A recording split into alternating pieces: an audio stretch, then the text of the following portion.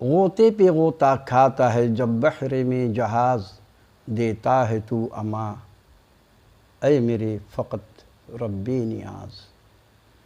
یہ اللہ کی ذات ہے جو ڈوبتی ہوئی کشتی کو پار لگا دے۔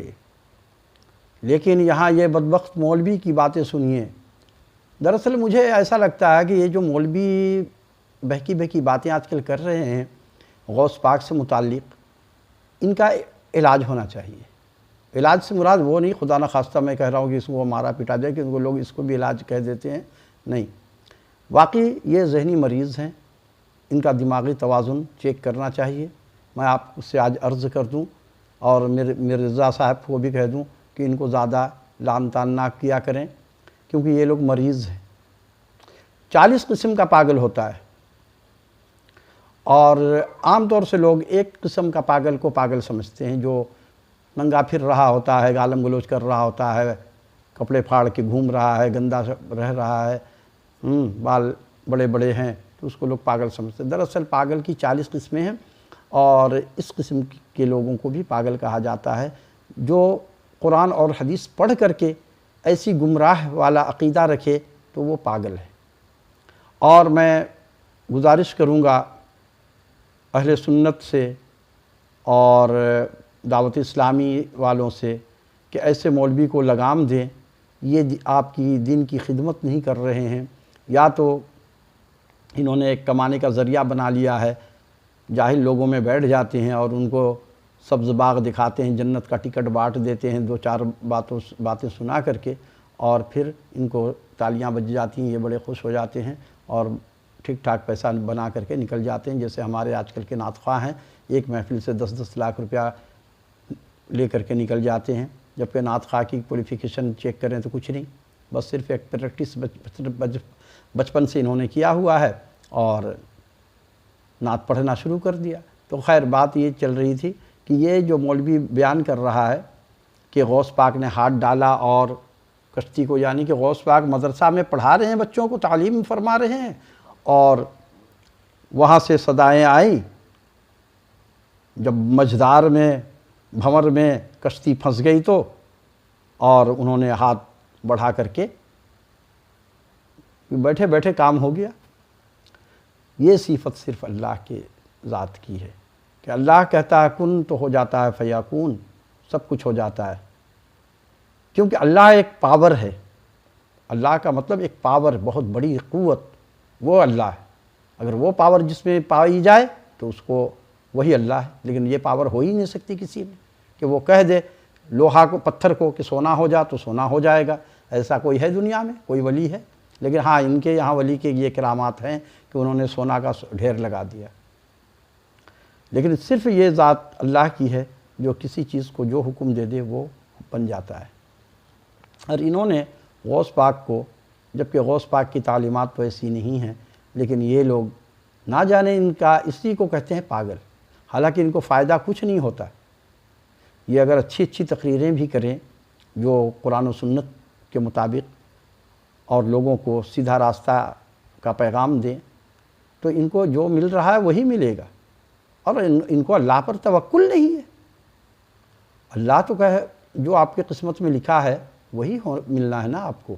تو پھر آپ دوسروں کو تو یہ کہتے ہیں کہ قسمت پہ بیٹھے رہو، اللہ پہ توکل کرو، خود تمہارا توکل ہے کہ ہم ایسی تقریریں کریں گے تو مجھے لوگ خوب پیسے دیں گے۔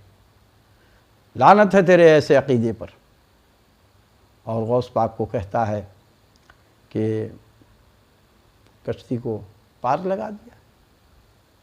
تو ایسا جو یہ کام بتاتے ہیں، جو ایسی کرامات بتا رہے ہیں، یہ سب جھوٹ ہے، اور پھر ان کو بولا جاتا ہے تو یہ کہتے ہیں ہمارے اولیاء کرام کی یہ لوگ توہین کرتے ہیں۔ نبی صلی اللہ علیہ وسلم جن کی شان سب سے اعلیٰ، نبی صلی اللہ علیہ وسلم نے تو ایسا نہیں کر کے دکھایا۔ ہاں البتہ آپ نے چاند کو 2 ٹکڑے تو کر دیے اللہ کے حکم سے، لیکن جو معجزہ اللہ تعالیٰ اپنے نبی علیہ السلام کو دیا ہے اس سے آگے انہوں نے بھی نہیں کر کے دعویٰ کیا کہ میں یہ بھی کر دوں گا، میں وہ بھی کر دوں گا۔ اور یہاں تو یہ ایسا بتاتے ہیں کہ غوث پاک سارا اختیار ان کے پاس ہے اور وہ اللہ سے کم نظر نہیں آتے ہیں۔ ہر کام تو یہ بتاتے ہیں کہ یہ ہو جاتا ہے، غوث پاک کر دیتے ہیں بیٹھے بیٹھے۔ اور اس کرامت کی جو ایک لاجک ہے وہ سمجھا نہیں پاتے، یہ بولنے کو بول جاتے ہیں لیکن کہیں نہ کہیں سے مسنگ ہو جاتی ہے ان سے، اور یہ پھر جھوٹ میں پکڑے جاتے ہیں۔ ان کو ملتا کیا ہے؟ یہ پاگل لوگ ہیں۔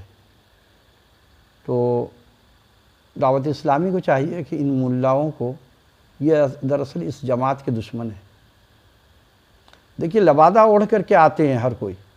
یہ جو آج ہمارے یہاں 72 فرقے 75 فرقے نہ جانے کتنے فرقے بنے ہوئے ہیں، جس کے اندر آپ دیکھ لیے بہری فرقہ ہے، اسماعیلی ہے، آغا خانی ہو گیا، بھائی فرقہ بھی ہے، ذکری فرقہ بھی ہے، اور مشہور فرقہ تو سب جانتے ہیں اہل حدیث اہل سنت اور دیوبندی وہابی۔ تو دراصل یہ اتنے سارے جو فرقے بنے کس نے بنایا؟ کیا کسی نے چور ڈاکو کے حلیے میں آ کر کے فرقہ بنا لیا؟ نہیں، وہ بھی بڑے صوفی بن کر کے آئے کہ میں امام ہوں، میں پیغمبر آیا ہوں، ہمیں وحی نازل ہو گئی ہے، ہم پہ ایمان لے آؤ۔ اور آج بھی یہ دیکھیے کتنے ملعون پکڑے گئے، لوگوں نے ان کو مار مار کر کے لعنت دے کر کے رخصت کر دیا۔ ابھی حال میں ہی کئی سال پہلے دو نازل ہو گیا تھا، ایک انڈیا میں ایک پاکستان میں، اور ایک اور بھی تھا غالباً اس کا بھی۔ تو یہ سارے ملعون لوگ آ جاتے ہیں دعویٰ کرنے۔ تو اس زمانے میں جو یہ فرقے بنے، ایسے ہی ایسے ملعون لوگ آیا کر کے فرقہ بنا کر کے بیٹھے۔ اور جب تک وہ ظاہر سی بات، اس نے بھی بڑی اچھی اچھی باتیں، فلسفہ والی باتیں سنائی ہوں گی لوگوں کو، گہری باتیں بتائی ہوں گی، پھر لوگوں نے اس پر ایمان لے آئے اور وہ فرقہ آج موجود ہے۔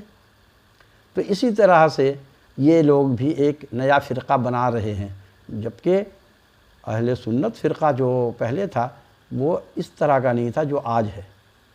پہلے لوگ بس ٹھیک ہے، انہوں نے زیادہ سے زیادہ یہ کر لیتے تھے کہ قرآن خوانی کر لیتے تھے اور فاتحہ کرتے تھے اپنے مردوں کے نام پہ، اور اس کو اصالِ ثواب کر دیتے تھے، کچھ کھانا وغیرہ غریبوں میں تقسیم، فقیروں کو کھانا کھلا دیتے تھے، اصالِ ثواب اسی کا نام تھا۔